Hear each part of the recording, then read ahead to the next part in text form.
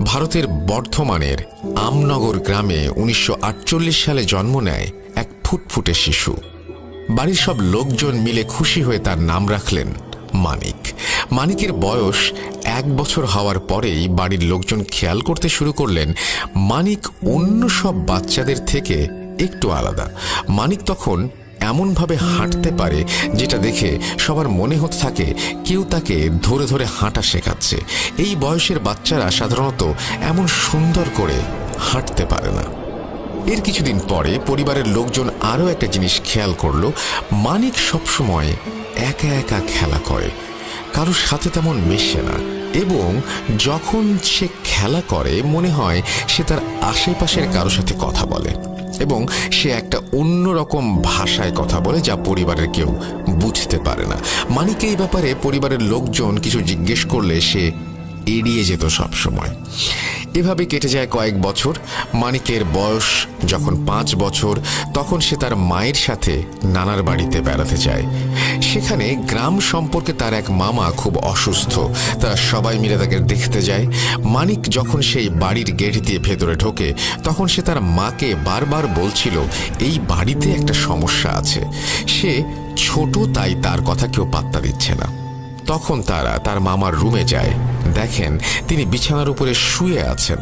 তার শরীর শুকিয়ে একদম মৃতপ্রায় অবস্থা হয়ে গেছে, কিছু খেতে পারেন না। মনে হয় এই বুঝি জীর্ণ শীর্ণ শরীর থেকে প্রাণটা বেরিয়ে যায়। মানিক তখন আবার অদৃশ্য কারো সাথে অচেনা ভাষায় কথা বলে। এটা দেখে কয়েকজন বলে, তুমি কি বলো?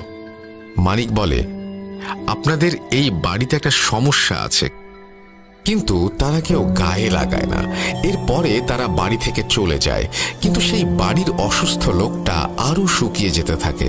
এটা দেখে বাড়ির লোকজন চিন্তা করেন তারা সেই পিচ্চি ছেলের কথা অনুযায়ী একবার চেষ্টা করে দেখবেন। তারা মানিকের বাড়িতে যায় এবং মানিককে আবার সাথে নিয়ে বাড়ি আসে। মানিক জানায় সেই অসুস্থ লোকটির রুমের ভেতরের মেঝেটা 1 কোমর পরিমাণ খুঁড়তে।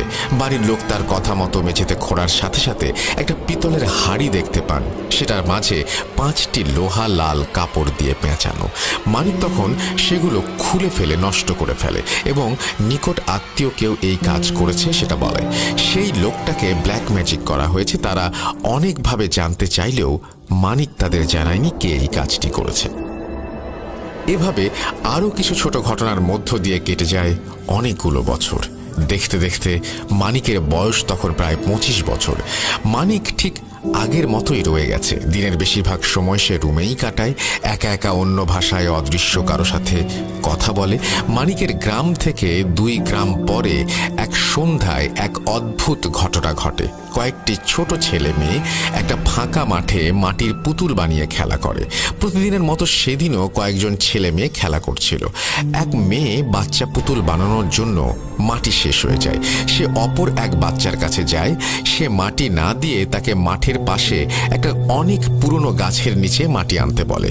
মেয়েটি দৌড়ে মাঠের মাঝ থেকে সেই গাছের অন্ধকারে মিলিয়ে যায়। গাছটির পাশেই ছিল এক অনেক পুরনো কবরস্থান। প্রায় 20 মিনিট পার হয়ে যায়, কিন্তু মেয়েটি আর মাটি নিয়ে আসে না। বাকিরা সবাই খুঁজতে থাকে। একসাথে সেই গাছতলায় যায়। তখন প্রায় ঘন অন্ধকার নেমে এসেছে চারপাশে। তারা বেশ অনেকক্ষণ ধরে মেয়েটাকে খুঁজেও যখন পেল না, তখন ভাবল হয়তো মাটি না নিয়ে বাড়িতে চলে গেছে। তারপরে যে যার মতন বাড়িতে চলে যায়। সন্ধ্যা পেরিয়ে রাত পড়ে যাচ্ছে, এখনো মেয়ে খেলা শেষ করে বাড়ি ফিরে আসছে না দেখে বাবা মেয়ের জন্য অনেক চিন্তা করে। তারা খেলার মাঠে চলে গেল হ্যারিকেন হাতে, কিন্তু সেখানে কেউ নেই। তারা চলে গেল তার মেয়ের সাথে খেলা করা অন্য সব বাচ্চাদের বাড়িতে, কিন্তু সবাই এক কথায় জানালো যে সে মাটি আনতে গাছতলায় যায়, এরপরে আর ফিরে আসেনি মাঠে। সবাই ভাবছে সন্ধ্যা হয়ে গেছে, তাই সে বাড়িতে চলে গেছে। এরপর গ্রামের অনেকে মিলে আলো হাতে মেয়েটিকে খুঁজতে বের হয়। তারা মেয়েটিকে গ্রামের প্রায় সব জায়গায় খোঁজে, কিন্তু মেয়েটির কোনো চিহ্ন পাওয়া যায় না। এরপরে 2 দিন কেটে যায়, তারা মেয়েটাকে কোথাও খুঁজে পায় না। এমন সময় তাদের গ্রামের এক লোক মানিকের কথা জানায়। তিনি বলেন, আমাদের গ্রামের 2 গ্রাম পরে এক ছেলে আছে, তার নাম মানিক। শুনেছি সে নাকি এমনভাবে হারানো লোক খুঁজে দিতে পারে। গ্রামের কয়েকজন মিলে মেয়ের বাবা পরের দিন মানিকের বাড়িতে যায়। গিয়ে দেখেন মানিক তার ঘরের মাঝে বসে আছে। তারা মানিককে সব বিষয় খুলে বলে। মানিক শোনার পরে কিছু সময় চুপ থাকে।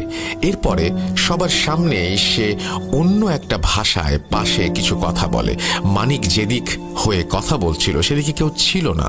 সবাই অনেকটা অবাক হয়েই তাকিয়ে আছে মানিকের দিকে। মানিক কথা শেষ করে বলে, ঠিক আছে, এখনই চলেন, আর বেশি দেরি করা ঠিক হবে না। মানিক সহ সবাই মিলে যখন মেয়েটার বাড়িতে অর্থাৎ মেয়েটার গ্রামে ফেরে, তখনও ঠিক আগের দিনের মতোই সন্ধ্যা। মানিক একটা হারিকেন হাতে সবাইকে বলেন, আমি সেই গাছটার দিকে যাচ্ছি, আপনারা কেউ বাড়ির সীমানা থেকে বের হবেন না। মানিক হারিকেন হাতে যায় বাড়ি থেকে।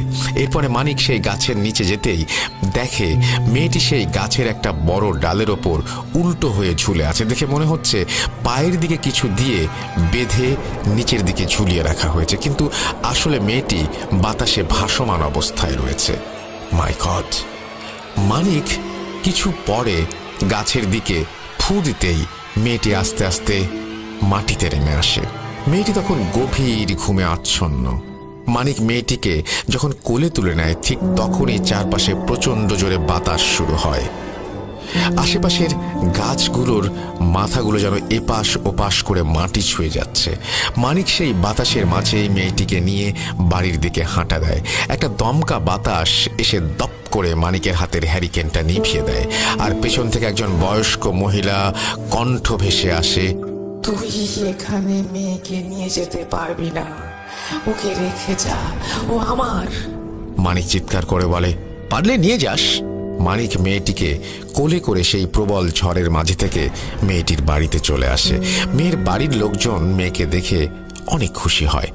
মানিক তখন তার কাঁধের ব্যাগ থেকে একটা পানির বোতল বের করে সেটা থেকে একটু পানি মেয়েটার মুখে দেওয়ার সাথে সাথেই মেয়েটার জ্ঞান ফিরে আসে। এত রাতে সবাইকে তার বাড়িতে এভাবে দেখে মেয়েটি জানতে চায় বাড়িতে কি হয়েছে, এত মানুষ কেন। মানিক তাকে জানায়, তেমন কিছু না, এমনিতেই সবাই এসেছে। তারপর মেয়েটাকে বলে, মাটি আনতে গিয়ে তোমার কি হয়েছিল? মেয়েটি বলা শুরু করলো, আমি যখন গাছের নিচে মাটি আনতে যাই তখন দেখি এক বৃদ্ধ মহিলা চোখ বন্ধ করে বসে আছে গাছের নিচে। আমি মাটি হাতে নিতে যাব, এমন সময় সেই মহিলা আমাকে বলে, তুই এই সময় এই গাছের নিচে কেন এসেছিস? আমি বললাম, একটু মাটি নিয়ে চলে যাব। সে আমার দিকে তাকিয়ে বলে, তুই এখানে এই সময় মাটি নিতে এসে আমার আরাম নষ্ট করেছিস, আমি তোকে এখানে বন্দি করে রাখবো। আমি এটা শুনে দৌড় দিতে নিয়েছি, তারপরে আমার আর কিছু মনে নেই। এখন দেখি আমি এখানে। মানিক মেয়েটিকে তার ঘরে যেতে বলে। এরপরে সে বাড়ির লোকদের বলে, আমি কাল রাতে এটার সমাধান করব। এর পরের দিন রাতে মানিক আবার সেই মেয়েটির বাড়িতে যায়। গ্রামের অনেক লোক তখন জমায়েত হয়েছে উঠোনে। মানিক তার ব্যাগ থেকে এক বোতল পানি বের করে সেটা দিয়ে একটা বৃত্ত আঁকে উঠোনে। এরপরে সে সেই মেয়ে সহ তার পরিবারকে এই বৃত্তের মাঝে যেতে বলে। একটু পরেই বাতাসে ঝড়ের মতো অবস্থা তৈরি হয়, আর সেই বৃদ্ধ মহিলার কণ্ঠে ভেসে আসতে থাকে, তুই আমাকে আটকাতে পারবি না, তুই আমার কিছুই করতে পারবি না, আমি এই মেয়েকে নিয়ে যাবই। মানিক তখন সেই বৃদ্ধের কণ্ঠের প্রত্যুত্তরে বলে, তুই এই মেয়েকে এবং এই পরিবার আর সেই গাছতলা ছেড়ে একেবারে চলে যাবি। আমি তোকে একটা সুযোগ দিচ্ছি, আর কোনোদিন এদিকে আসবি না। সেই বৃদ্ধ মহিলাটি কিছুতেই রাজি হচ্ছে না দেখে মানিক তার ব্যাগ থেকে আরেকটি বোতল বের করে আর তার বাম পাশে পানি ছিটিয়ে দেয়। সাথে সাথে একটা করুণ চিৎকার ভেসে আসে সেই বৃদ্ধ মহিলার, আর ঠিক তখনই ধোয়ার মতো হালকা কিছু একটা কুণ্ডুলি পাকিয়ে মানিকের হাতে ধরে থাকা সেই ফাঁকা বোতলের মাঝে চলে আসে। ওখানে উপস্থিত সবাই এই ব্যাপারটি দেখতে পায়। মানিক বলে, আর কোনো সমস্যা নেই, আমি একে নিয়ে চলে যাচ্ছি। মানিকের গ্রাম থেকে কয়েক গ্রাম পরে এক দম্পতি ছিল। তাদের কোনো বাচ্চা হচ্ছিল না। তারা অনেক চেষ্টা করেও, অনেক ডাক্তারি কবিরাজ দেখিয়েও মা বাবা হতে পারছিল না। তখন তাদের এক প্রতিবেশী এক কবিরাজের খোঁজ দেন যে তাদের পাশের গ্রামে থাকে। সে নাকি এমন অনেক কাজ সাফল্যের সাথে করেছে। তো শেষ চেষ্টা হিসেবে সেই দম্পতি সেই কবিরাজের কাছে যায়। তারা গিয়ে দেখতে পায় সেই কবিরাজ 1 হাত পরিমাণ লম্বা একটা কালো পাথরকে পুজো করছে।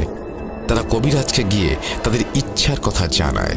সব শুনে কবিরাজ বলে এটা কোনো সমস্যাই না, তারা সন্তান লাভ করতে পারবে, কিন্তু তার জন্য তাদের একটা কাজ করতে হবে। কবিরাজ তাদের বলে তোমরা আমাকে তাজা রক্ত এনে দেবে কোনো একটা পশুর। তারা বাড়ি এসে খাসি জবাই করে রক্ত নিয়ে যায়। কবিরাজ তাদের আবার পরদিন আসতে বলে। তারা পরদিন গেলে কবিরাজ বলে এটাতে কাজ হয়নি, আপনাদের একটা প্রাণী দিতে হবে আমাকে। তারা কবিরাজকে পরদিন একটা খাসি দিয়ে আসে। কবিরাজ তার 2 দিন পরে আবার যেতে বলে, কিন্তু তারা সেই খাসি নিয়ে আসার পর যখন সেই রাতে ঘুমিয়ে যায়, দুজনেই মাঝরাতে এক সময় একই স্বপ্ন দেখে। তারা দেখেন বিশাল কালো কুচকুচে এক প্রাণী 4 পায়ে দাঁড়ানোর মতো হয়ে আছে, কিন্তু মুখটা দেখতে অনেকটা ব্যাঙের মতো। সেই প্রাণীটা তাদের অনেক ভারী কণ্ঠে বলছে, আমি তোদের ওপরে খুশি হয়েছি, আমি একটা সন্তান দেব তোদের, এটা প্রাণের বদলে প্রাণ, কিন্তু তার মৃত্যুর পরে আমি তাকে নিয়ে যাব। সে ভালো বা খারাপ কোনো দিকে যেতে পারবে না, সে থাকবে আমার সাথে, আর খুব অল্প সময়ে আমি তাকে নিয়ে যাব। এই স্বপ্ন দেখে দুজনেরই ঘুম ভেঙে যায়। তারা উঠে নিজেদের মাঝে এই ব্যাপারটা শেয়ার করে। অনেক দুশ্চিন্তায় পড়ে যায় তারা, তাদের এই স্বপ্ন কেন দেখলো তারা, এবং এটা জানার জন্য তারা সেই কবিরাজের কাছে আবার যেতে চায় সকালে। কিন্তু ভোরবেলায় তারা তাদের দরজায় জোরে জোরে কড়া নাড়ানোর শব্দ পায়। তারা উঠে দরজা খুলতেই দেখে রক্তমাখা কাপড়ে কবিরাজ দাঁড়িয়ে আছে হাসি মুখে। কবিরাজ তাদের দেখেই বলছে আপনাদের কাজ হয়ে গেছে। তারা তাদের স্বপ্নের কথা কবিরাজকে বললে কবিরাজ এর কোনো ব্যাখ্যা তাদের দিতে পারেন না। এরপরে তাদের একটা ছেলে সন্তান জন্ম নেয়। আস্তে আস্তে সে বড় হয়, সবকিছু একদম স্বাভাবিক। তারা প্রায় ভুলেই যায় সবকিছু। সেই ছেলেকে তারা বিয়ে দেয় এবং তার ঘরেও একটা মেয়ে সন্তান জন্ম নেয়। প্রায় 27 বছর পরে সেই ছেলেটি একটা সড়ক দুর্ঘটনায় মারা যায়। এরপরে স্বাভাবিক নিয়মেই তারা তাকে কবর দেয়। রাতে সবাই মিলে বাড়ির আঙিনায় বসে গল্প করছে। তার বউ উঠে রুমে যাওয়ার জন্য যেই আঙিনা পার হতে যাচ্ছে, তার চোখ যায় মেইন গেটের উঠোনের দিকে। দেখে একটু দূরে একটা গাছের নিচে সাদা বস্তার মতো কিছু একটা পড়ে আছে। চাঁদের আলোতে যেন ঠিক ভাবে বোঝা যাচ্ছে না এটা কি। সে তখন ভালো করে দেখার জন্য গেটের কাছে যায়, আর তাকিয়ে যা দেখে তাতে তার শরীর দিয়ে ভয়ের ঠান্ডা স্রোত বেয়ে যায়। সে দেখে কাফন করা একটা লাশ পড়ে আছে উঠোনে। সাথে সাথেই একটা চিৎকার দিয়ে সে অজ্ঞান হয়ে যায়। বাড়ির লোকজন চলে যায় তার চিৎকার শুনে। গিয়ে দেখেন তার বউ গেটের কাছে মাটিতে পড়ে আছে, আর উঠোনে একটা কাফন করা লাশ। সবাই আলো নিয়ে লাশের কাছে গিয়ে দেখে একটু আগে কবর দিয়ে আসা ছেলেটার লাশ। এটা কাদা মাটিতে লেগে আছে কাফনে। সবাই যেমন ভয় পেয়ে যায়, ঠিক ততটাই অবাক হয়ে যায় এই ঘটনা দেখে। তারা বুঝতে পারে না একটু আগে কবর দেয়া লাশ এখানে উঠে আসলো কিভাবে। আর কোনো বন্য প্রাণী যদি লাশটা তুলতো তাহলে সে এখানে রেখে যেত না এবং লাশের ক্ষতিও করতো না। কিন্তু লাশের কোথাও কোনো সমস্যা নেই, মনে হচ্ছে যেন সুন্দর করে শুধু উপরে তুলে রাখা হয়েছে। তারা লাশটা পাহারা দেয় রাতটুকু। এরপরে সকালে তারা আবার লাশটা নতুন করে কবর দেয়। সেদিন রাতে সবাই ঘুমিয়ে আছে। তার বউ তার মেয়েকে নিয়ে শুয়ে আছে রুমে। মাথার পাশের জানালাটা হালকা করে খুলে রেখেছেন তিনি। মাঝরাতের দিকে হঠাৎ ঘুম ভেঙে যায় তার। তিনি অনুভব করতে পারেন যে জানালার পাশ দিয়ে কেউ দাঁড়িয়ে আছে। তিনি সেদিকে তাকাতেই দেখেন আবার সেই কাফন করা লাশ দাঁড়িয়ে আছে জানালার ওপাশে। এটা দেখে তিনি জোরে একটা চিৎকার দিয়ে আবার অজ্ঞান হয়ে যান। বাড়ির লোক আবার ছুটে আসে এবং দেখতে পায় কাফন করা লাশটা পড়ে আছে জানালার পাশে। কিন্তু 2 দিন হয়ে যাওয়াতে লাশ থেকে গন্ধ বের হচ্ছে। তারা লাশটা ধরে বাড়ি থেকে একটু দূরে রেখে আসে। এরপরে সবাই মিলে বসে চিন্তা করতে থাকে কি করা যায় এটা নিয়ে, এমন বারবার কেন হচ্ছে। তখনই পাশের এক লোক বলে কয়েক গ্রাম পরে মানিক নামে একটা ছেলে আছে, সে সব সমস্যার সমাধান করতে পারে, আপনারা তাকে নিয়ে আসেন, দেখেন কি হয়। বাড়ির লোকজন মিলে পরের দিন মানিকের কাছে যায়, তাকে সব ঘটনা খুলে বলে। মানিক শুনে সেদিনও অন্যরকম ভাষায় কারোর সাথে যেন কথা বলে। এরপরে মানিক তাদের সাথে করে গ্রামে নিয়ে আসে। গ্রামে আসতে আসতে প্রায় রাত হয়ে যায়। তো গ্রামে আসার পরে দেখে অধিকাংশ বাড়ির দরজা বন্ধ, আর তারা লাশটা রেখে গিয়েছিল যেখানে, সেখানেও লাশটা নেই।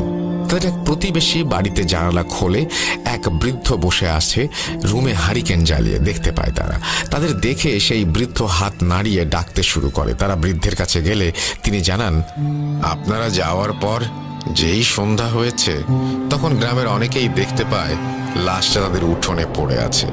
লাশটা কিভাবে তাদের উঠোনে যাচ্ছে এটা কেউ দেখেনি, কিন্তু এক একবার এক একজন লোক এই ঘটনা দেখতে পায়।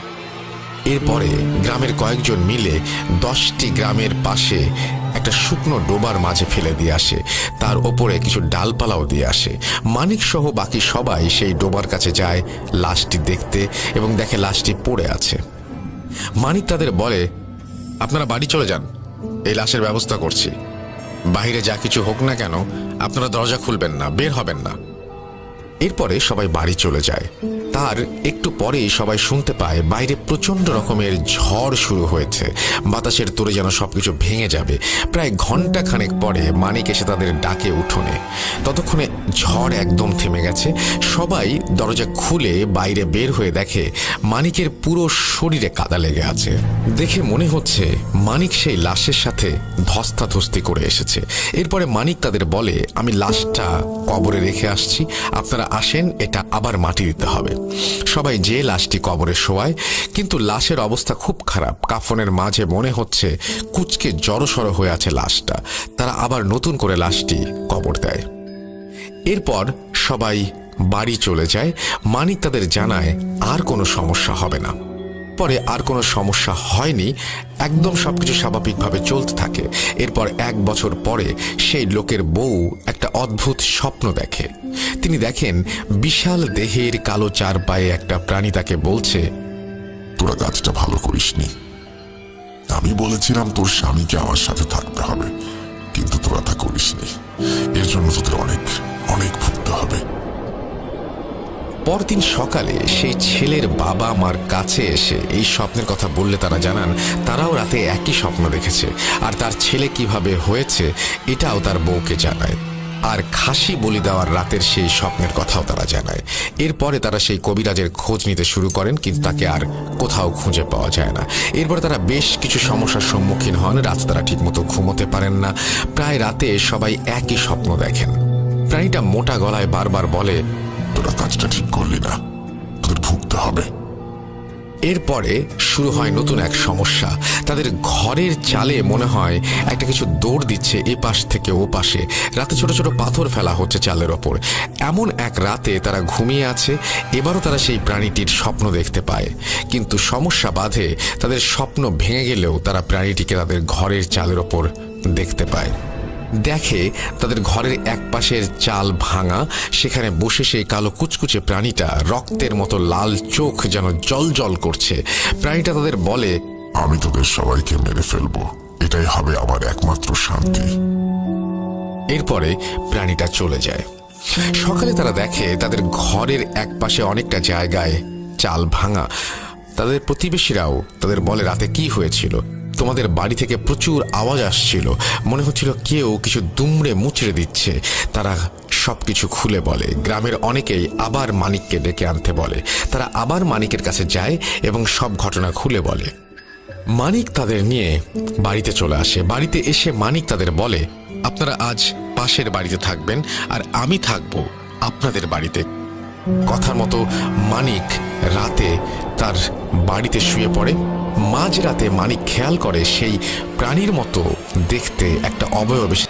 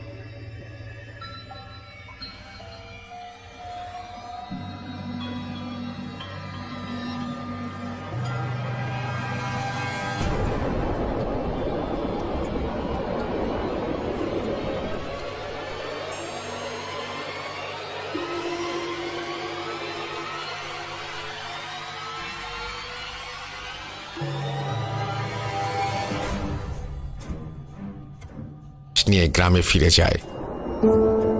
সেই বাড়িতে আর কোনো সমস্যা হয়নি।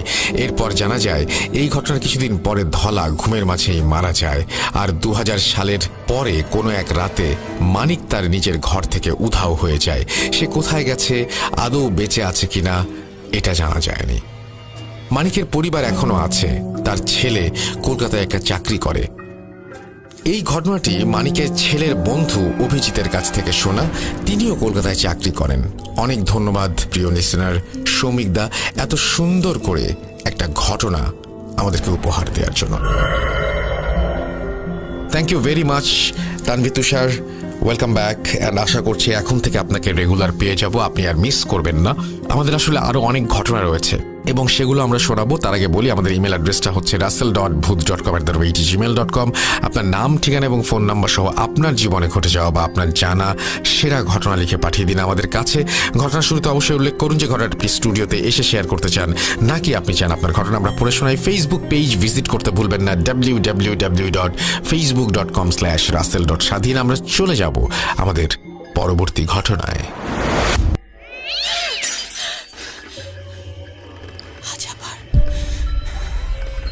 শুনতে পাচ্ছেন শব্দটা?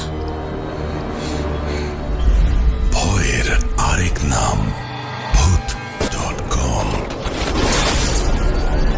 with Russell।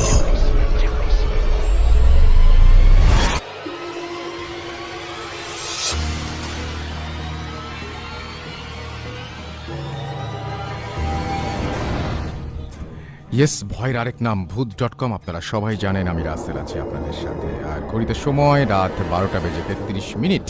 আর এই মুহূর্তে আমি আপনাদেরকে যেই দেখতে পাচ্ছি যেখানে প্রচুর ইমেইল এসছে এবং এই ইমেলগুলো নিয়ে আমি একটু কথা বলতে চাই। আমার কাছে মনে হয় যে এই ইমেলগুলো আমি একটু পড়ে শোনাই। স্বাধীন মিউজিক অ্যাপ বলছে যে স্বাধীন মিউজিক অ্যাপ আপনাদের জন্য এনেছে 10,000 টাকা ক্যাশ জেতার সুযোগ।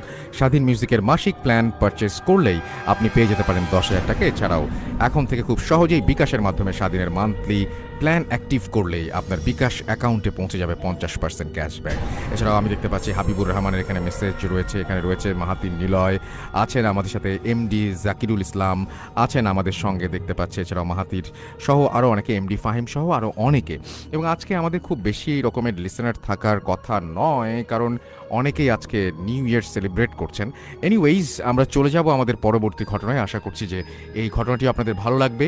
কথা না বাড়িয়ে সরাসরি চলে যাই ঘটনায়। তবে তার আগে আরও কিছু কথা বলতে চাই। আবার একটু শোটা শুরু করি সেকেন্ড ঘটনায় যাওয়ার আগে, কারণ এই প্রত্যেকটা ঘটনায় স্পেশাল। আপনাদের সবাইকে নতুন বছরের শুভেচ্ছা।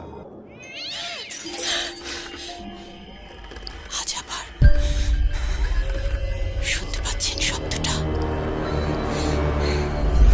ভয়ের আরেক নাম ভূত.com with Russell।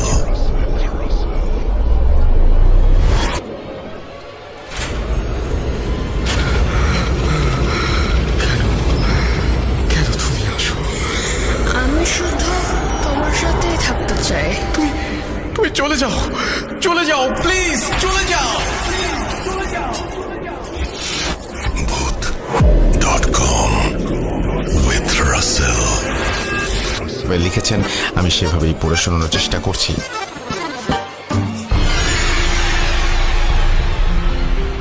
আসসালামু আলাইকুম রাসেল ভাই ও প্রিয় শ্রোতা, আশা করি আপনারা সবাই ভালো আছেন এবং সুস্থ আছেন।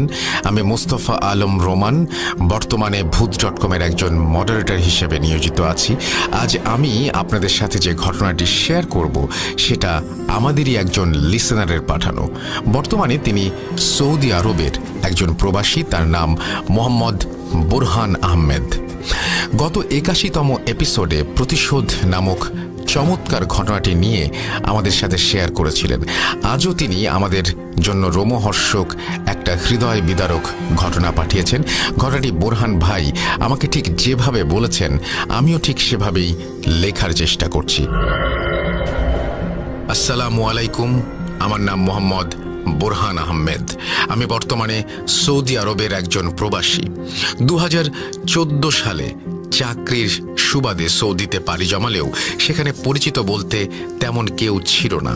তবে কিছুদিনের মাঝেই চাকরি সূত্রে বাংলাদেশি এক ভাইয়ের সাথে আমার পরিচয় ঘটে। বর্তমানে তিনি আমার রুমমেট এবং খুব কাছের বন্ধু। তার নাম মোহাম্মদ হাসান। হাসানের বেড়ে ওঠা সিলেটের কানাইঘাট উপজেলার গাছবাড়ি নামক গ্রামে। সত্যি বলতে প্রথম পরিচয়েই আমাদের মাঝে বন্ধুত্ব হয়ে যায়। একে তো দেশের মাটি ছেড়ে বিদেশে বাড়ি জমিয়েছি, অন্যদিকে পরিচিত বলতে তেমন কেউই নেই। তাই হুট করে দেশের মানুষের সাক্ষাৎটা যেন মেঘ না চাইতেই বৃষ্টির সমতুল্য। সৌভাগ্যক্রমে কোম্পানির কর্মচারীদের থাকার জন্য একটা কোয়ার্টারের ব্যবস্থা করা হয়। সেই কোয়ার্টারে আমরা ছিলাম রুমমেট। সে সময় বাড়ি ছেড়ে এতটা দূরে চলে আসার কারণে প্রায় আমার মন খারাপ থাকতো। তাই প্রতিদিন বাড়িতে ফোন করতাম। হাসানকেও দেখতাম মাঝে মাঝেই বাড়ির লোকদের সাথে কথা বলছে। হাসান বেশ নম্র ভদ্র একজন মানুষ। আমি যখন আব্বা আম্মার সাথে কথা বলতাম ও তখন এসে সবাইকে সালাম জানিয়ে চলে যেত। কিন্তু আমাদের কাছে ওর একটা বিষয় খুব অদ্ভুত লাগতো।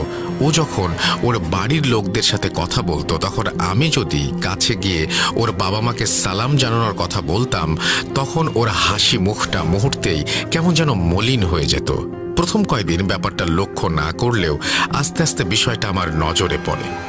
এর মাঝে বেশ কয়েকবার আমি ওর বাবা মায়ের সাথে পরিচিত হবার চেষ্টা করেছি।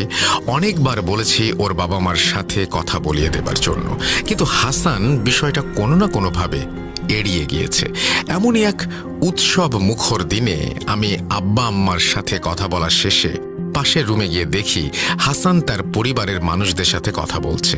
ওই দিন ওর বাবা মায়ের সাথে পরিচিত হবার একটা সুযোগ ছিল আমার হাতে। তাই দেরি না করে আমি ওর কাছে চলে যাই। কিন্তু গিয়ে দেখি ও ওর নানা আর খালামণির সাথে কথা বলছে। কিছুক্ষণ পাশে দাঁড়িয়ে থেকে ওর কথা শেষ হবার পর যখন ওর বাবা মাকে ফোন করতে বলি তখন ওর মুখটা আবারও মলিন হয়ে গিয়ে চোখ ছলছল করতে থাকে। সেই মুহূর্তে ওর মুখের দিকে তাকিয়ে আমি এক প্রকার বোকা বনে যাই। এই তো হাসি মাখা মুখ নিয়ে কথা বলছিল সবার সাথে, হুট করে কি এমন বললাম আমি যার কারণে মুখটা এমন মলিন হয়ে গেল? আমি এর কারণটা জিজ্ঞেস করি ওকে। ও আবারও এড়িয়ে যাওয়ার চেষ্টা করে, কিন্তু বারবার এমনটা হবার কারণ জানার জন্য এবার আমি ওকে নাছোড় বান্দার মতো চেপে ধরি। সত্যি বলতে এত সুন্দর নম্র ভদ্র আর হাসি খুশি মানুষের জীবনে এতটা দুঃখ কষ্ট থাকতে পারে, এতটা বিভীষিকাময় রহস্যের ঘেরা হতে পারে, সেই মুহূর্তে দাঁড়িয়ে এটা ভাবা আমার কাছে কল্পনাতীত ছিল। হাসানের প্রথম কথাটি ছিল, আমার বাবা মা নেই। বহু বছর আগে তারা দুজনেই এই পৃথিবীর মায়া ত্যাগ করে চলে গিয়েছেন। ব্যাপারটা আমার কাছে খুব কষ্টদায়ক ছিল, তাই ভেবেছিলাম এ বিষয়ে ওকে কিছু জিজ্ঞেস করব না। কিন্তু হঠাৎ এমন এক অদ্ভুত ঘটনা ঘটল যার মাধ্যমে আমি জানতে পারি ওর বাবা মাকে কেউ একজন এই পৃথিবীর মায়া ত্যাগ করতে বাধ্য করেছে। কৌতূহলবশত এই ব্যাপারে বিস্তারিত সবকিছু জানতে চাইলেও হাসান আমাকে সবটা বলতে নারাজ। তবে জোরাজুরির এক পর্যায়ে হাসান আমাকে যে কথাগুলি বলেছিল সেগুলি শুনে আমার শরীরে কাঁটা দিয়ে উঠেছিল। হাসান তার জীবনের সেই রোমহর্ষক এবং হৃদয় বিদারক ঘটনা আমাকে ঠিক যেভাবে বলেছিল আমিও ঠিক সেভাবেই বলার চেষ্টা করছি। হাসান মাত্র 6 বছর বয়সে আমি আমার পুরো পরিবারকে হারিয়েছি। আমার বেড়ে ওঠা আমার নানু বাড়িতে হলেও কখনো তারা আমাকে আমার বাবা মায়ের অভাব বুঝতে দেয়নি। প্রাপ্তবয়স্ক হবার আগ পর্যন্ত আমি তাদের মৃত্যুকে স্বাভাবিক বলেই জানতাম। তবে বয়স বাড়ার সাথে সাথে বিষয়টা আমাকে নাড়া দিতে থাকে, কারণ মাত্র 1 মাসের ভেতর আমার পরিবারের 5 সদস্যের মৃত্যু ঘটেছে। আর তাদের মৃত্যুর পর আমার নানু আমাকে কখনো দাদুর বাড়ি যেতে দেননি, এমনকি তাদের কবরের কাছেও না। বাবা মা, দাদা দাদি আর আমার আদরের ছোট বোন যেন আকস্মিকভাবেই আমাকে ছেড়ে চলে গিয়েছিল। ছেলেবেলায় পরিবারের সদস্যদের হারিয়েছি বলে হয়তো খুব একটা কষ্ট অনুভব করিনি, কিন্তু আমি আমার জীবনের সবচেয়ে বড় ধাক্কা খাই যখন তাদের মৃত্যুর মূল কারণটা জানতে পারি। ছোট থাকতে আমি খালামণি আর নানুকে আমার পরিবারের সদস্যদের মৃত্যু কিভাবে হয়েছে এই প্রশ্নটা অনেকবার জিজ্ঞেস করেছি, কিন্তু তারা আমাকে সেভাবে কিছু বলেননি। তবে প্রাপ্তবয়স্ক হবার পর যখন আমি খালামণিকে আবারও প্রশ্নটা করি, তখন আমাকে অবাক করে দিয়ে তিনি সম্পূর্ণ ভিন্ন একটা উত্তর দেন, যেটা শুনে আমার মাথায় যেন আকাশ ভেঙে পড়েছিল। তাকে সবকিছু বিস্তারিতভাবে বলতে বললে তিনি বলেন, সময়টা 1995 সালের বর্ষাকাল। তোর ছোট বোন কেবল জন্মগ্রহণ করেছে, আর তোর বয়সটা তখন খুব অল্প, প্রায় 6 বছর। ছেলেবেলায় তুই বেশ চঞ্চল আর দুরন্ত থাকায় দুলাভাই মানে তোর বাবা তোকে আমার বাড়িতে পাঠিয়ে দিতেন। তোর ছোট বোনের কোনো অসুবিধা যেন না হয় সে কারণেই দুলাভাই ভেবেছিলেন তোর বোন একটু বড় হয়ে গেলে তিনি তোকে বাড়ি ফিরিয়ে নিয়ে যাবেন। যদিও মাঝে মাঝে তোকে বাড়ি নিয়ে যেতেন সবার সাথে দেখা করিয়ে নিয়ে আসার জন্য, কিন্তু ভাগ্যের কি নির্মম পরিহাস, মাত্র 1 মাসের মাথায় চোখের সামনে পুরো পরিবারটা শেষ হয়ে গেল। সত্যি বলতে পরিবারের 5 সদস্যের কারো মৃত্যুই স্বাভাবিক ছিল না। আমি না হয় শুরু থেকেই শুরু করি। সে সময় তোর দাদু ছিল গ্রামের সবচেয়ে বড় কবিরাজ। বিভিন্ন মন্ত্র পড়ে আর ছোটখাটো টোটকা দিয়ে অনায়াসে গ্রামের মানুষের মারাত্মক রোগ ব্যাধি সারিয়ে দিতেন। তার কবিরাজির মূল উদ্দেশ্যই ছিল সাধারণ মানুষের সাহায্য করা। তিনি অনেক জাদুবিদ্যাও জানতেন। তার সেই সূত্রেই তার কাছে একদিন রাতে এক বনেদি হিন্দু বাড়ি থেকে সাহায্যের আবেদন আসে। হিন্দু পরিবারটির মূল সমস্যা ছিল তাদের বাড়িতে কদিন আগেই নতুন বউকে বরণ করে নিয়ে আসা হয়েছে, আর তাদের ভাষ্য মতে সেই নতুন বউয়ের ওপর নাকি অশরীরী কিছু ভর করেছে। তোর দাদু খবরটি পেয়ে হিন্দু পরিবারের নতুন বউকে সাহায্য করতে যাবার প্রস্তুতি নিলেও তোর দাদি তাকে কোনোভাবেই যেতে দিতে নারাজ। কারণ একে তো মাঝরাত, অন্যদিকে তোদের বাড়িটা ছিল একদম হাওরের মাঝে, আর আশেপাশে 1 গ্রাম ঘুরেও কোনো মানুষের অস্তিত্ব পাওয়া সম্ভব ছিল না। কিন্তু তোর দাদু খুবই পরোপকারী একজন মানুষ ছিলেন বিধায় তার স্ত্রীর কথায় রাজি না হয়ে ওই মাঝরাতেই ছুটে যান সাহায্যের জন্য। গন্তব্যস্থলে পৌঁছে তিনি রীতিমতো অবাক হয়ে যান। তিনি ভেবেছিলেন কোনো সাধারণ ক্ষমতার জিন নতুন বউয়ের ওপর আছর করেছে, কিন্তু চোখের সামনে মেয়েটির অদ্ভুত আচরণ আর অলৌকিক ঘটনা দেখার পর তিনি বুঝতে পারেন ওটা প্রচণ্ড শক্তিশালী। তাই তিনি দেরি না করে নিজের আসন সাজিয়ে নতুন বউকে বসতে বলেন। তাকে আসনে বসানোর পর বিভিন্ন উপায় অবলম্বন করে যখনই তিনি সেই জিনের সাথে কথা বলার চেষ্টা করেন, তখনই তিনি বুঝতে পারেন জিনটা একজন মহিলা। তোর দাদু সেই জিনকে অনেকগুলো প্রশ্ন করেছিলেন, আর সবাইকে অবাক করে দিয়ে সেই জিনও নাকি বেশ স্বাভাবিকভাবেই প্রশ্নের উত্তর দিয়েছিল। জানা যায় নিজের জীবন বাঁচানোর নতুন শরীর প্রয়োজন বলেই ওই বাড়ির নতুন বউয়ের ওপর সে ভর করে, তবে সে নাকি কোনো ক্ষতি করবে না। একথা শোনার পর দাদু জিনটিকে তাড়িয়ে দেওয়ার চেষ্টা করতেই সে রাগান্বিত কণ্ঠে চিকন সুরে বলে, খবরদার, এমনটা ভুলেও করবি না। আমি আবারও সাবধান করছি, এমনটা ভুলেও করবি না।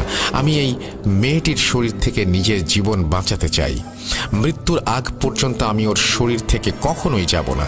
মেয়েটি কখনো মা হতে পারবে না। শুধুমাত্র এই একটি সমস্যা ছাড়া ওর কোনো সমস্যা হবে না, আর আমিও ওকে কোনো ক্ষতি করব না। তবে ভুলেও যদি আমাকে ওর থেকে আলাদা করার চেষ্টা করিস তাহলে তোর মৃত্যু অবধারিত।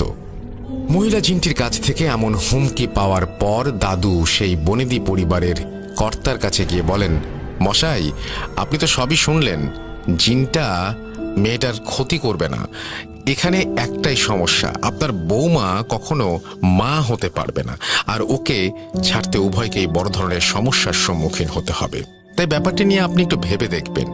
এটা বলে তোর দাদু ওই রাতের মতো বাড়ি ফিরে আসেন।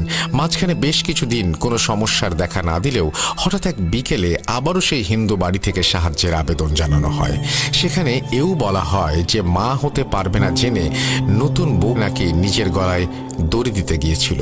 সবটা জানার পর তো দাদা ভেবেছিলেন জিনটা হয়তো খুব একটা শক্তিশালী নয়, ভয় দেখাবার জন্যই হয়তো সেদিন বলেছিল মেয়েটির শরীর থেকে তাকে ছাড়ালে সে ক্ষতি করবে, আর মেয়েটির শরীর থেকে এই জিনকে সরিয়ে ফেললে সে হয়তো কোনো সমস্যার সৃষ্টি না করে অন্য কোনো জায়গায় গিয়ে নতুন শরীর খুঁজে নেবে।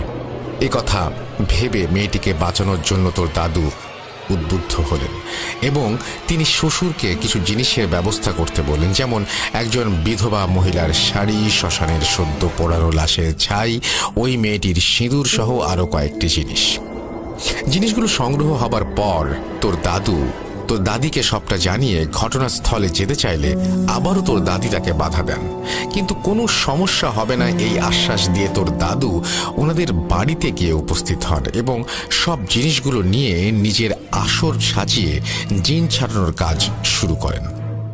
এই কাজ চলাকালীন মুহূর্তেই চারিদিকে যেন বিনা মেঘে বজ্রপাত আর তুফান উঠে গিয়েছিল।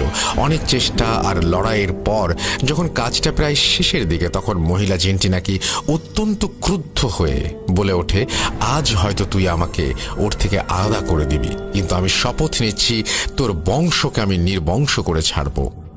এরপর এক আত্মচিৎকার দিয়ে জিনটি মেয়েটিকে ছেড়ে চলে যায় এবং মেয়েটি নিস্তেজ হয়ে মাটিতে পড়ে যায়। এরপর কিছু ঝাড়ফুঁকের মাধ্যমে মেয়েটিকে সুস্থ করে নিজের হাদিয়া নিয়ে বাড়ি ফিরে আসেন তোর দাদু। সময়টা রাত 1টা।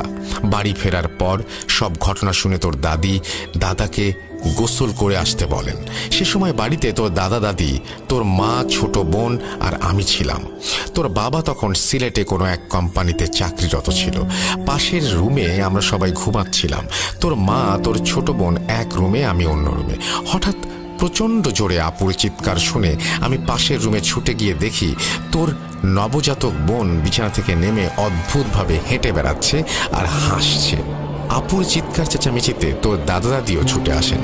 তোর দাদু এই দৃশ্য দেখে যত কবিরাজি মন্ত্র জানতেন তা পড়তে শুরু করেন, কিন্তু কিছুতেই কোনো কাজ হচ্ছিল না।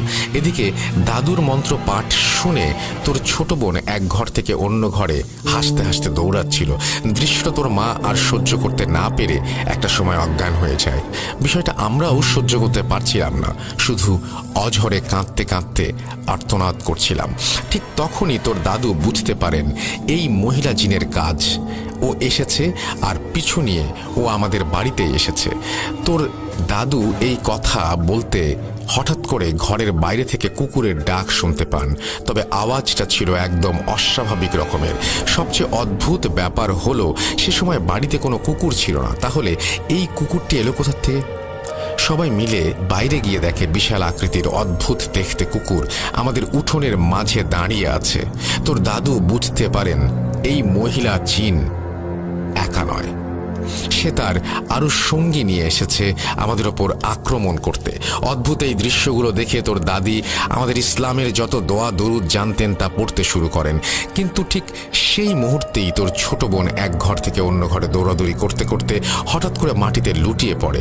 আমরা সবাই দৌড়ে গিয়ে যখন তাকে কোলে নেই তখন দেখি ওর নাক দিয়ে রক্ত পড়ছে। কিছুক্ষণ অপেক্ষার পর বুঝতে পারি সেই পৃথিবীর মায়া ত্যাগ করে আমাদের সবাইকে বিদায় জানিয়েছে।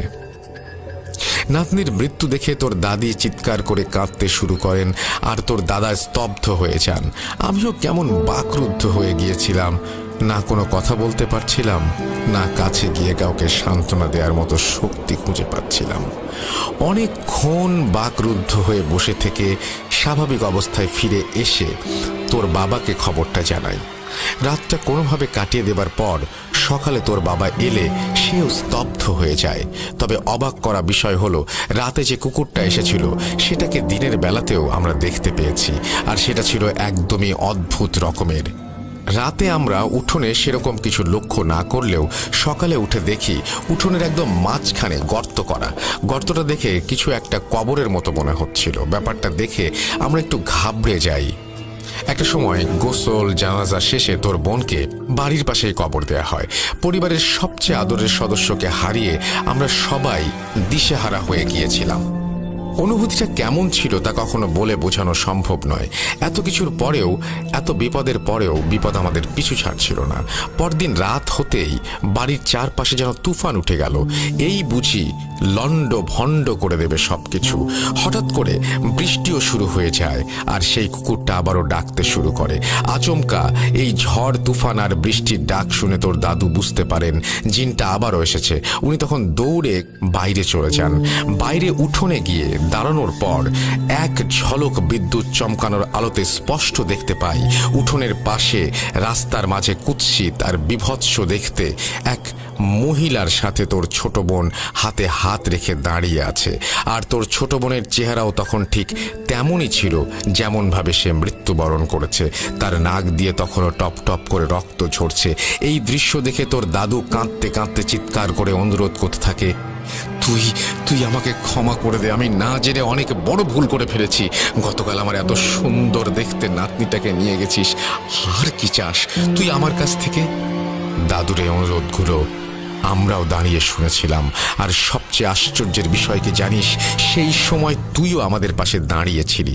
তোর হয়তো সবটা মনে নেই, তাই এতগুলো বছর তোকে আমরা এতটা সুস্থভাবে রাখতে পেরেছি। তো দাদুর এই অনুরোধগুলো শুনতে শুনতে আমরা আস্তে আস্তে ঘরের ভেতরে চলে যাই। ভেবেছিলাম তিনি কোনো না কোনোভাবে সেই জিনটিকে মানিয়ে রাজি করিয়ে আসবেন, কিন্তু ভাগ্য সহায় হয়নি। জিনটি তোর দাদুকে থামিয়ে দিয়ে বলে, বাঁচবি না, বাঁচবি না, কেউ বাঁচবি না। আমি একটিকেও বাঁচতে দেব না। তোর বংশকে আমি নির্বংশ করে ছাড়বো।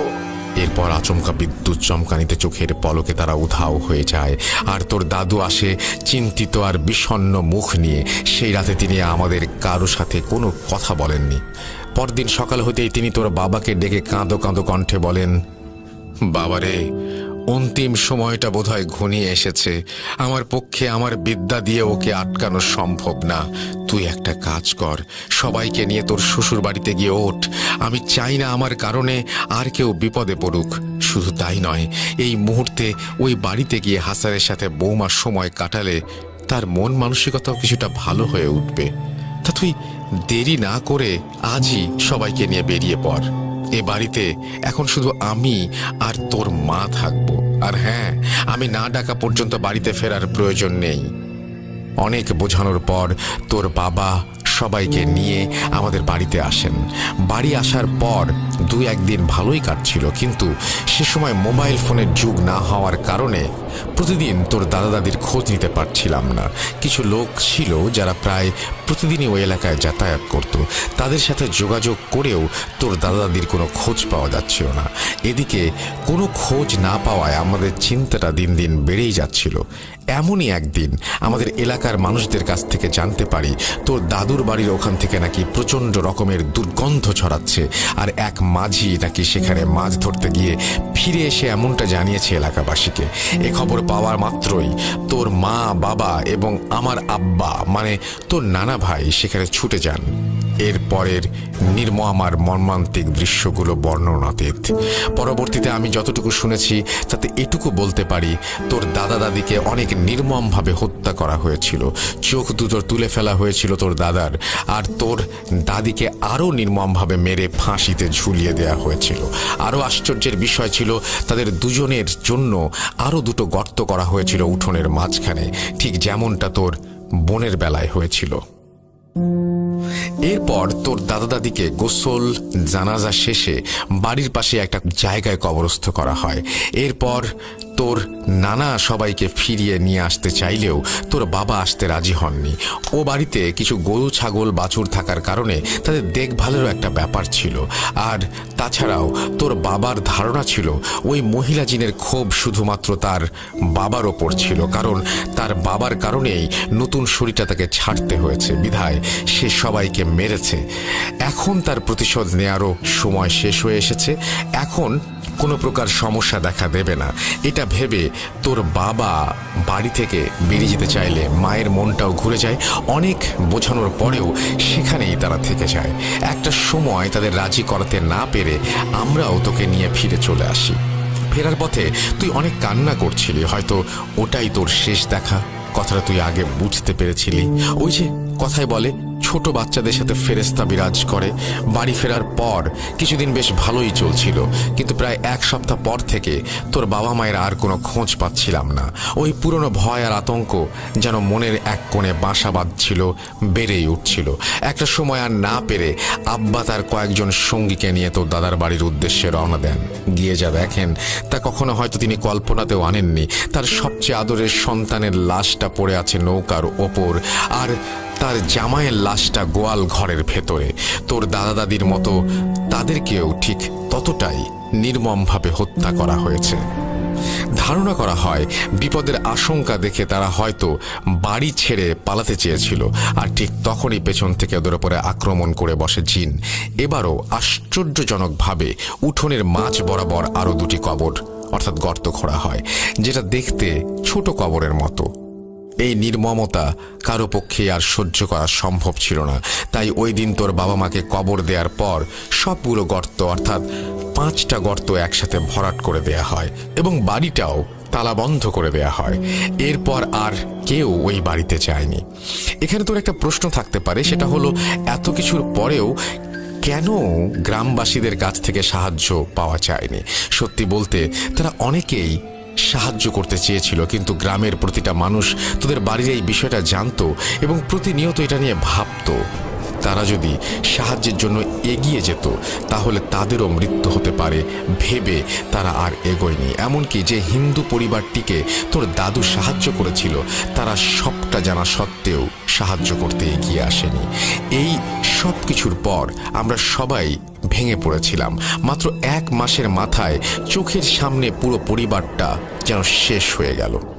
এর কয়েকদিন পর আব্বা বুঝতে পেরেছিলেন বিপদটা হয়তো এখনো কাটেনি।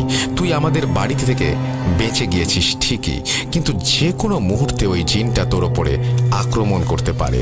তাই তোকে বাঁচাতে 7-5 না ভেবে আব্বা তোর দাদু বাড়ির গরুগুলোকে গ্রামের সবার মাঝে বিলিয়ে দেন এবং একজন ভালো হুজুরের খোঁজ করতে থাকেন। অনেকের সাথে যোগাযোগ করার পর আব্বা সিলেটের সুনামগঞ্জের এক হুজুরের খোঁজ পান এবং দেরি না করে তোকে নিয়ে সুনামগঞ্জে চলে যান। ওখানে গিয়ে হুজুরকে সবটা জানালে তিনি বলেন, আপনারা যে জিনের সম্মুখীন হয়েছেন সেটা প্রচণ্ড শক্তিশালী। তার গুরুতর কোনো দোষের কারণে ভারতীয় এক মহিলা তান্ত্রিক তাকে বন্দী করেছিল। দীর্ঘ 50 বছর যাবৎ মেঘালয় রাজ্যের একটি পাহাড়ে বোতলের ভেতর বন্দী থাকার পর সে ছাড়া পেয়েছে। তাই জীবন বাঁচাতে তার একটা নতুন শরীরের প্রয়োজন ছিল, আর সেই জন্যই ওই হিন্দু মহিলার ওপর ভর করে বসে।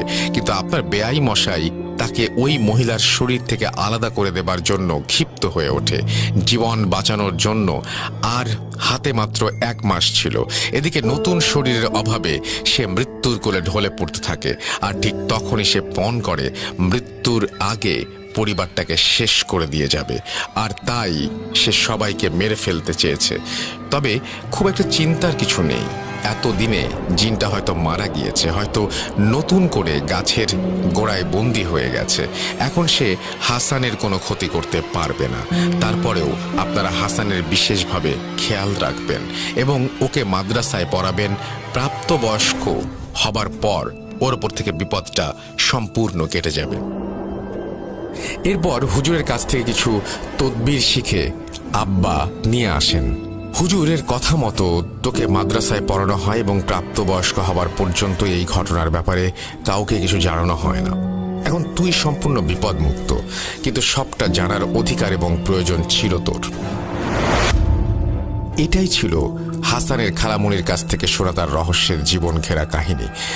ঘটনাটা শোনার সময় হাসানের চোখের দিকে তাকানোর সাহস আমার ছিল না। এমন কোনো মুহূর্ত আমি খুঁজে পাইনি যখন হাসানের চোখ থেকে পানি পড়ছিল না। বাবা মা, ছোট বোন, দাদা দাদি কারো ভালোবাসা, আদর, স্নেহই স্পর্শ করেনি তাকে। হাসান সবটা নিজের চোখে না দেখলেও এতটা কষ্ট অনুভব করেছে। তাহলে একবার চিন্তা করে দেখুন তার খালামুনি যতটা বলার সময় কতটা কষ্ট পেয়েছেন। বুকের ভেতরের কষ্টটা নিয়ে তাদের পরিবারের মানুষগুলো বেঁচে আছেন এখনো। তো এই ছিল বোরহান আহমেদ ভাইয়ের পাঠানো তার বন্ধু হাসানের জীবনে ঘটে যাওয়া রহস্যময় এবং হৃদয় বিদারক ঘটনা। আশা করি ঘটনাটি আপনাদের সবার অনেক অনেক ভালো লেগেছে। সবাই বোরহান ভাই, হাসান ভাই এবং তার পরিবারের জন্য দোয়া করবেন। আর আমি বোরহান ভাইকে বলবো, যদি আপনার কাছে আপনার এবং আপনার হাসান ভাইয়ের কোনো ছবি থাকে তাহলে অবশ্যই যেন গ্রুপে আপলোড করে দেয়। আর আজ এ পর্যন্তই। সবাই ভালো থাকবেন, সুস্থ থাকবেন এবং মোস্ট ইম্পর্টেন্টলি ভূত.com এর সাথে থাকবেন। সবার প্রতি অনেক শ্রদ্ধা ও ভালোবাসা। আসসালামু আলাইকুম। ওয়ালাইকুম সালাম। এই ঘটনাতে অদ্ভুত ব্যাপারটা আমি খালি আমার কাছে ভয় লাগছিল সেটা হচ্ছে যে একটা গাছের নিচে একটা মহিলা একটা ছোট বাচ্চাকে নিয়ে যদি দাঁড়িয়ে থাকে এবং তার চেহারাটা যদি খুব উদ্ভট হয় কেমন লাগবে। আরেকটা কোয়েশ্চেন আমার এটা হচ্ছে যে এই যে কবর খোঁড়া হয়, আপনার বাড়ির সামনে হঠাৎ করে কবর খোঁড়া হলে আপনি বুঝতে পারবেন না, বা গর্ত খোঁড়া হলে আপনি বুঝতে পারবেন না, কিন্তু এখানে মানুষজন বুঝতে পারছিল যে কোনো একটা কারণ আছে, আসলে চাচ্ছিল ওদেরকে এই বিপদে ফেলতে। তো এই সব কিছু মিলেই আসলে এই ঘটনাটি খুবই চমৎকার এবং আমি বিশ্বাস করি আপনাদের কাছে এরকম ঘটনা রয়েছে। আমি পরপর 2টি ঘটনা পড়ে শোনালাম।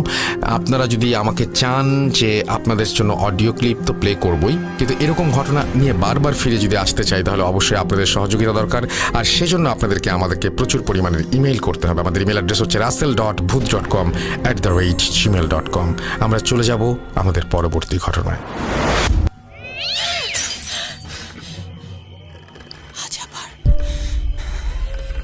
শুনতে পাচ্ছেন শব্দটা? ভয়ের আরেক নাম bhuth.com with Russell.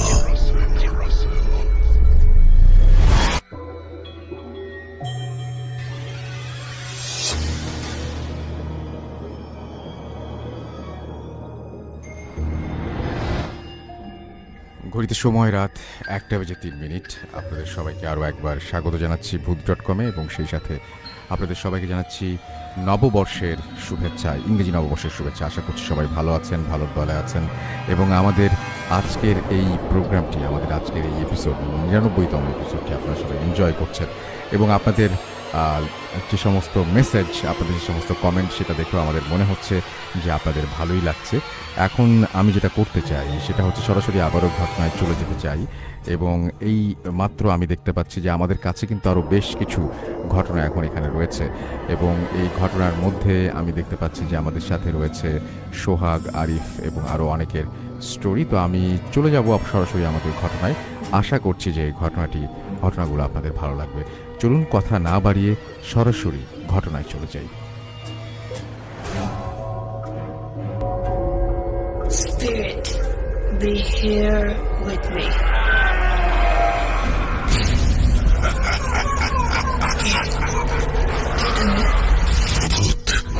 bhuth.com. Fear returns with Russell.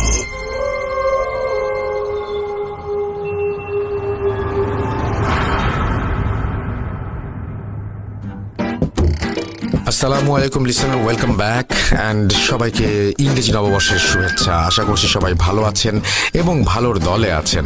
আমি সবসময়ই একটা জিনিস খুব উপভোগ করি, আর সেটি হচ্ছে যে এই যে আপনারা আমাদেরকে ঘটনা পাঠান, সেই ঘটনাটি যখন আমি পড়ি খুবই আনন্দ লাগে। আর এই নতুন বছরে আমাদের প্রত্যয়টি হচ্ছে যে আমরা এর চাইতেও ভালো কন্টেন্ট আপনাদেরকে উপহার দেবো ইনশাল্লাহ। আপাতত আমরা এখন যেটা করতে চাই, আজ কিন্তু আমরা কমেন্ট কম পড়ছি না বলতে গেলে, কারণ এটা স্পেশাল শো, আপনাদের বুঝতে হবে। আর আমাদের এর পরে যে ঘটনাটি রয়েছে সেই ঘটনাটি আমাদেরকে আসলে সোহাগ পাঠিয়েছেন এবং সোহাগকে আপনারা সবাই চেনেন। সোহাগের ঘটনা আমরা শুনে আসবো। আশা করছি এই ঘটনাটিও আপনাদের ভালো লাগবে। চলুন কথা না বাড়িয়ে চলে যাই সোহাগের ঘটনায়।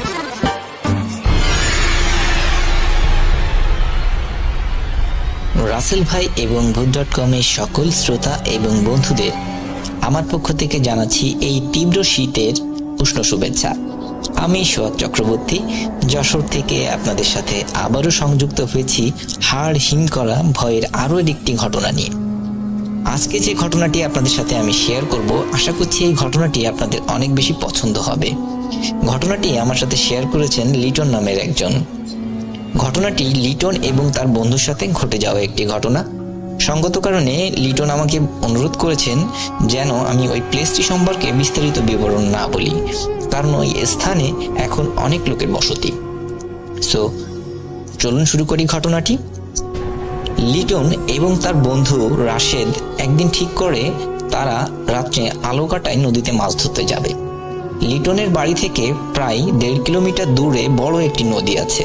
তো যেই ভাবা সেই কাজ, তারা কিভাবে মাছ ধরতে যাবে, তার নদীতে মাছ ধরার জন্য কলা গাছ দিয়ে ভেলা তৈরি করে এবং দিনের বেলাতে ভেলাটি তারা তৈরি করে নদীতে ঘাটে একটি জায়গায় বেঁধে রেখে আসে যে রাত্রেবেলায় তারা ওই ভেলায় করে মাছ ধরতে যাবে। তো রাত প্রায় 10টা 10:30 হওয়ার সাথে সাথে তারা দুইজনে দুইটা টর্চ লাইট এবং মাছ ধরার জন্য কোস বলা হয় বা কালা বলা হয় গ্রাম্য ভাষায়, যেটি দিয়ে মাছকে আঘাত করে ধরা হয়। অনেকেই হয়তো নামগুলো শুনে থাকবেন। এইরকম দুটো জিনিস নিয়ে তারা মাছ ধরতে বের হয়ে পড়ে। তো তারা নদীর ঘাটে এসে ভেলাটিকে নিয়ে আস্তে আস্তে মাছ ধরা শুরু করে। এখন নদীতে অনেকেই রাত্রে আলো কাটায় মাছ ধরে, তো তাদের সাথে তারাও মাছ ধরছিল। সেইভাবে মাছ ধরতে ধরতে রাত অনেক গভীর হয়ে যায়। আস্তে আস্তে লোকের পরিমাণ নদীতে কম হতে শুরু করে, কিন্তু তারা কিন্তু ভালোই মাছ পাচ্ছিল বিধায় তারা মাছ ধরার যে আকর্ষণ বা নেশা, সেই কারণে তারা মাছ ধরা থেকে বিরত হয়ে বাড়িতে ফিরে যেতে চায় না। তারা মনে করে যে আমরা আরো একটু সময় থাকি এবং আরো কিছু মাছ যদি ধরতে পারি তাহলে আরো অনেক ভালো হয়, তাদের অনেক বেশি ভালো লাগছিল। তো তারা মাছ ধরতে থাকে। মাছ ধরতে ধরতে ধরতে ধরতে তারা প্রায় 1 থেকে 1.5 কিলোমিটার দূরে চলে যায়। এখন বলে রাখা ভালো রাসেল ভাই, 1 থেকে 1.5 কিলোমিটার দূরে একটি বড় বাঁশবাগান আছে, নদীর পাশে বাঁশবাগান, এবং ওই বাঁশবাগানের ওখানে একটি অস্থায়ী শ্মশান, যেখানে সাধারণত গ্রামের লোক অনেক দূরে থেকে যদি মারা যায়, ওখানে স্থায়ী শ্মশান না থাকায় ওখানে বাঁশ দিয়ে একটা শ্মশান তৈরি করে সেখানে মানুষ পোড়ানো হতো। তো অস্থায়ী একটি শ্মশান ছিল। ওই জায়গাটি অনেক বেশি ভয়ের একটি জায়গা, ওইদিকে সাধারণত লোকজন যেতে চায় না, এবং শ্মশানের চারপাশে বাঁশবাগান থাকাতে ওই শ্মশানটি দিনের বেলাতেও অনেক বেশি অন্ধকারাচ্ছন্ন ছিল এবং নদীর ওই পাশটিও অনেক বেশি অন্ধকারাচ্ছন্ন থাকতো সবসময়। তো ওনারা যখন মাছ ধরতে থাকেন এবং অনেক বেশি মাছ পেতে থাকেন, তখন ওনারা কিন্তু আসলে ভুলে যান যে আসলে ওনারা কোন দিকে যাচ্ছেন বা ভেলাটি কোন দিকে যাচ্ছে। মাছ ধরতে ধরতে ধরতে ধরতে ওনারা ওই শ্মশানের কাছাকাছি একটি জায়গায় চলে যান, এবং ওখানে যে ওনারা দেখেন যে ওনাদের চারপাশে অসংখ্য মাছ, আরো মাছের পরিমাণ বাড়ছে। তো ওনারা একটা বড় ঝুড়ি টাইপের জিনিস সাথে ভেলাতে করে নিয়ে গিয়েছিল। ওনারা মাছ ধরেন এবং ওই ঝুড়িতে রাখেন, মাছ ধরেন আর ঝুড়িতে রাখেন। তো এক পর্যায়ে ওনার যে বন্ধু, লিটনের বন্ধু যিনি রাশিদ, উনি কালা দিয়ে বড় একটি মাছকে আঘাত করেন। আঘাত করার পরে উনি যখন টেনে তুলতে যাচ্ছেন, তখন দেখেন মাছের গায়ে যদি কালা দিয়ে আঘাত করা হয় বা কোষ দিয়ে আঘাত করা হয়, তখন মাছ কিন্তু বাঁচার জন্য অনেক বেশি ছটফট করে, কিন্তু ওইরকম কিছুই হচ্ছিল না। তিনি কালাটি ভেলার উপরে তুলে দেখেন যে বড় একটি বালিশ। তো তখন ওনারা খেয়াল করেন যে ওনারা মাছ ধরতে ধরতে ওই শ্মশানের কাছাকাছি চলে এসেছেন। তো তখন দুইজনের মধ্যে কথা হতে থাকে যে আমাদের হয়তো এই স্থান থেকে চলে যাওয়া উচিত, কারণ জায়গাটি ভালো না, আমাদের চলে যাওয়া উচিত। কিন্তু আশপাশে এত বেশি মাছ ছিল, ওনারা অনেক বেশি প্রলুব্ধ হচ্ছিলেন যে আসলে আরো কিছু মাছ আমরা এখান থেকে ধরে নিয়ে যাই, আমরা এত বেশি কাছে তো আর যাচ্ছি না, আমরা এখান থেকে আরো কিছু মাছ ধরে আমরা তারপরে চলে যাই, আমরা ওই শ্মশানের কাছাকাছি আর গেলাম না। এইভাবে মাছ ধরতে ধরতে তারা অনেক বেশি মাছ পেতে থাকেন।